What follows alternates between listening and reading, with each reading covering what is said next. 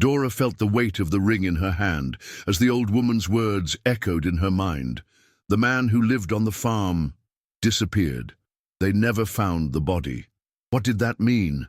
Her heart pounded in her chest as she tried to connect the dots. Who had buried that ring? Who had been lurking around her house the night before? And most importantly, why did it seem like someone wanted her to discover this? She took a deep breath and put the jewel in her pocket. The last thing she wanted was to draw attention to herself, especially in a small town where everyone seemed to know more than they let on. She thanked the old woman and walked away, feeling the eyes of some townspeople following her to her car. Something told her she was getting involved in something far bigger than she had imagined. When she returned to the farm, everything was exactly as she had left it. The chickens pecked at the ground without a care, and the shack looked just as precarious as it had the night before. But inside, she felt different. Curiosity now outweighed fear. If there was a mystery here, she needed to understand what was happening. And if this farm carried a dark story, she wanted to know the truth. She spent the rest of the afternoon exploring the surroundings, observing every detail of the land, every object forgotten by time. She found an old locked trunk behind the shack, covered by a dirty tarp and dry leaves. She tried to open it, but the rusted lock held firm. Frustrated, she decided she would find a way to open it the next day. Something told her the answers were inside. Dora couldn't sleep well that night. The weight of the ring in her pocket, the mysterious trunk behind the shack, and the old woman's words from the village echoed in her mind relentlessly. The fear was still there, like a lurking ghost, but now it was accompanied by a strange, almost stubborn determination. She wasn't going to run. Not this time. When the sun finally broke through the cracks in the roof, she got up with a clear purpose: open that trunk and discover what had been left behind. She grabbed a crowbar she found in the shed next door and with a few firm blows forced the lock until she heard a metallic snap. The trunk opened with a sharp creak, as if protesting against years of neglect. Dora held her breath before lifting the lid, and as she did, her eyes widened. Inside, there was a bundle of letters yellowed by time, an old photograph, and a small, worn notebook. Her fingers trembled as she picked up the photo. It showed a strong-looking man beside a woman holding his hand. On the back of the image, a scribbled inscription read, "Forever, just us two, 1978. Dora's stomach churned. Who were these people? And what was their connection to this farm? Dora carefully flipped through the letters, feeling the thin, worn paper beneath her fingers. Some were so faded that the words were difficult to decipher, but others were still legible.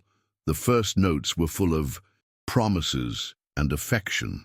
Written by someone named Eduardo, they were addressed to a woman named Marlene. She read in a hushed voice, almost as if she were intruding on a secret. "Marlene, my love, the farm is almost ready. I can't wait to bring you here. We'll have a simple but happy life, just us two." A lump formed in Dora's throat. So this place had once been a home filled with hope. But why was it now abandoned? She kept reading, skipping to more recent letters, where the tone had changed. The love from the first pages gave way to desperation. "Marlene, where are you? Why don't you answer? You said you would come back. I wait every night, but only the wind responds." A shiver ran down Dora's spine. Had Eduardo been abandoned, or had something worse happened? Her heart pounded as she picked up the notebook. She opened it to the first page and read the date at the top, 1980. The entries seemed like a diary. Short writings, cut-off sentences, anxious scribbles. But one detail made her blood run cold. In the final pages, Eduardo's handwriting became more shaky, almost illegible, and the last entry was just one sentence, repeated several times. "I know what you did." Dora snapped the notebook shut, her heart hammering. Who wrote that? And to whom? An unsettling feeling lodged in her chest. Someone wanted her to find these records. But why? Dora felt a chill run down her spine as she gripped the notebook tightly. The repeated phrase, "I know what you did," seemed to echo in her mind like a warning. Who was being accused, and who had written this? Eduardo, or someone who found his diary afterward? What was clear was that this farm held a story that had never been resolved, and somehow now she was part of it. Taking a deep breath, she gathered the letters, the photo, and the notebook, and took them inside the shack. She sat at the table and spread the papers in front of her, trying to find a pattern, a clue that connected the events. That's when she noticed something on the back of the diary, among the last worn pages, a name. Carlos. Her chest tightened. It couldn't be a coincidence. Her ex-husband had the same name. But did that mean anything? Her heart pounded with a terrible possibility. What if Carlos knew about this farm long before abandoning her here? Anxiety took hold of her as she tried to organize her thoughts. The sudden abandonment, Carlos's coldness when throwing her out, the way he dumped her there as if punishing her. Could it be that he had a hidden motive, that he wanted her to find something, or worse, that he was trying to hide something? The previous night's events came rushing back. Footprints, disturbed earth, the invisible presence watching her. Someone had been there. Someone wanted her to know something, but who? And more importantly, why? Dora's entire body tensed. The puzzle pieces were starting to fit together, but the image forming was more disturbing than she had imagined. Carlos knew about the farm. Maybe it wasn't just a cruel punishment. Maybe he was trying to cover something up. Her ex-husband had always been manipulative, but what if his sudden departure, the cold divorce, and the way he dumped her there were all part of something bigger? She grabbed the diary again, flipping through the pages more carefully. In the final entries, Eduardo mentioned mysterious encounters, scattered phrases like, "He came again. He said I should forget, but how? I can't pretend I didn't see. Carlos is watching me." Dora's heart nearly stopped. Carlos. The same name, the same man, or someone else. She needed answers. Then a new thought hit her like a punch to the gut. What if Carlos left her there to ensure she never discovered the truth? A shiver ran down her spine. She couldn't stay still. She grabbed her car keys and decided she would return to the village. There were more things about this place that she needed to uncover. If Eduardo disappeared without a trace, someone in town knew more than they were saying. But when she opened the door to leave, her blood ran cold. The footprints on the porch had multiplied. They weren't the same as the night before. Someone had been there again, and this time it seemed they weren't just trying to scare her. Someone wanted her to know she was being watched. Dora's heart pounded so hard she could feel the pulse in her ears. Someone had been there again, but this time they hadn't tried to break in or hide their presence. The footprints were right there, in front of the door, as if the person had stood still, waiting, watching. Her body went rigid, and for a moment she couldn't move. She took a deep breath, trying to control the panic. She wasn't going to back down. She grabbed her flashlight and followed the marks in the dry earth. The tracks led to the side of the shack and disappeared into the dense woods. The same trail that had led her to the shallow grave the night before. Her stomach turned. Whoever it was, they had been digging something, or uncovering it. Dora no longer had doubts. Carlos had dumped her there because he knew she would discover something. And now, the most terrifying question: would he come back to make sure she never left? She clenched her fists and ran to the car. She needed to reach the village before it was too late. When she turned the key in the ignition, the engine sputtered. She tried again. Nothing. Again. Nothing. Her heart raced. Someone had tampered with the car. Dora rushed out, opened the hood, and held her breath. The wires had been cut. Her blood ran cold. They weren't just trying to scare her. They wanted to stop her from leaving.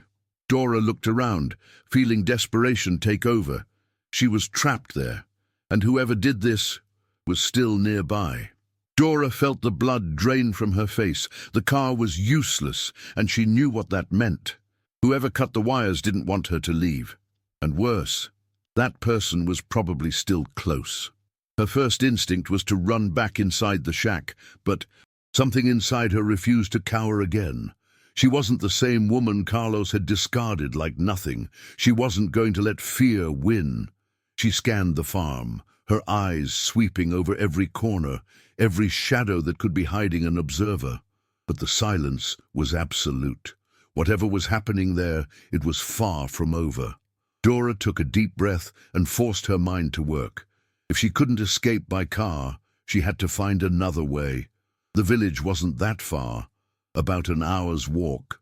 But leaving the farm, crossing the forest and walking alone along the road with someone lurking nearby wasn't a comforting thought. So she decided something else. If someone was trying to silence her, she needed to find out what they feared.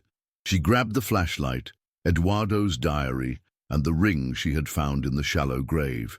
If there was anything that could link Carlos to this place, it was in these objects. Before leaving, she locked the shack's door from the inside, but didn't stay. Still, she needed to investigate more. The shed next to the house, where she had found the crowbar earlier, might be hiding something useful. If someone had buried secrets there, she was going to uncover them. Dora crossed the yard with quick, silent steps, her heart pounding. She opened the shed door, immediately hit by the smell of dust and damp wood. With the flashlight in hand, she started searching. Shelves covered in cobwebs, rusted tools, old boxes. And then, in the darkest corner, something caught her attention, a shovel, and next to it a hole, started but not finished. Fear tightened in her chest. Someone had tried to hide something here, and maybe they had been interrupted. Dora swallowed hard at the sight of the disturbed earth on the shed floor. Someone had tried to bury something here. But what, and why hadn't they finished? Her heart pounded. Had someone interrupted them, or had they realized they weren't alone? The flashlight trembled slightly in her hand as she crouched beside the unfinished hole, the smell of damp earth mixed with the shed's musty air, making it heavy. Hesitantly, she grabbed the shovel and dug a little more. The soil gave way easily, as if most of the work had already been done. And then something hard struck against the metal blade. Dora held her breath and brushed away the dirt with trembling hands. Soon, a small wooden chest emerged before her. It wasn't large, it could easily fit in her lap, but it was locked with an old padlock. Sweat dripped down her neck. What could be inside? Documents, money, something that explained everything that was happening? She didn't have time to waste. She grabbed the crowbar she had found earlier and with a firm strike broke the rusted padlock. The metallic sound echoed through the shed, and she held her breath before lifting the lid. When she finally looked inside, the shock made her stumble backward, her heart racing. Inside the chest, wrapped in a stained cloth, there was a gun and a yellowed envelope sealed with red wax. Dora felt a shiver run down her spine. Someone had hidden that for a reason, and now, by accident, she had unearthed what might be the farm's most dangerous secret. Dora froze, staring at the gun and envelope as if they might come to life at any moment. What did this mean? Her heart pounded and her mind raced with terrifying possibilities. If someone had hidden this gun here, it was because it had already been used. But by whom? Against whom? She picked up the envelope with trembling hands. The red wax seal was cracked from age, but still intact. Carefully, she broke the seal and pulled out the papers inside. The flashlight flickered over the old handwriting. Her stomach churned as she recognized the name at the top of the page. Eduardo. The letter seemed like a confession. If someone reads this, it means the truth can no longer be buried. My name is Eduardo, and I loved Marlene more than my own life. This farm was meant to be our refuge, our home. But she left me. She said she would come back. She said we needed time, but she never returned. Dora's hands clenched around the paper. She already knew this part, but the next lines made her blood run cold. He came here. He said she would never come back, that I should forget. But I knew he was lying. Marlene wouldn't leave me like this. He was hiding something. He threatened me. Said that if I kept asking questions, I would end up like her. I tried to run, but now I know it won't help. Carlos won't let me leave here alive. Dora's heart nearly stopped. Carlos, her Carlos? The paper slipped from her fingers. Her vision blurred. Her ex-husband was involved in this. And if Eduardo was right, Carlos had killed Marlene. Dora forced herself to breathe, her mind in a panic. That was it. That was why he brought her here. So she would never uncover the truth. But now she knew. And Carlos could return at any moment to make sure she never left. Dora felt a chill run up her spine. The paper in her hands trembled and her breathing was short and uneven. Carlos, her ex-husband, was involved in this. He killed Marlene. He silenced Eduardo. And now he had brought her to this farm. But why? Her entire body screamed for her to run. But the reality was cruel. Her car wasn't working. Someone, probably Carlos, had already acted to prevent her from escaping. And if he came back, if he found out that she had found the letter, that now she knew the truth. Dora closed her eyes for a second, forcing herself to think clearly. She wasn't going to wait to be the next victim. She grabbed the gun from the chest with trembling hands. It was loaded. She swallowed hard. She had never held a gun before, but she knew that now she had no choice. She tucked the letter into her pocket and stepped out of the shed slowly, her eyes scanning for any movement. The farm felt quieter than ever, disturbingly silent. Not even the chickens made a sound, as if they sensed something was about to happen. And then she heard it, the sound of an engine approaching. Dora froze. Carlos. She ran behind the shack, pressing herself against the wooden wall as she watched dust rise in the distance. His truck.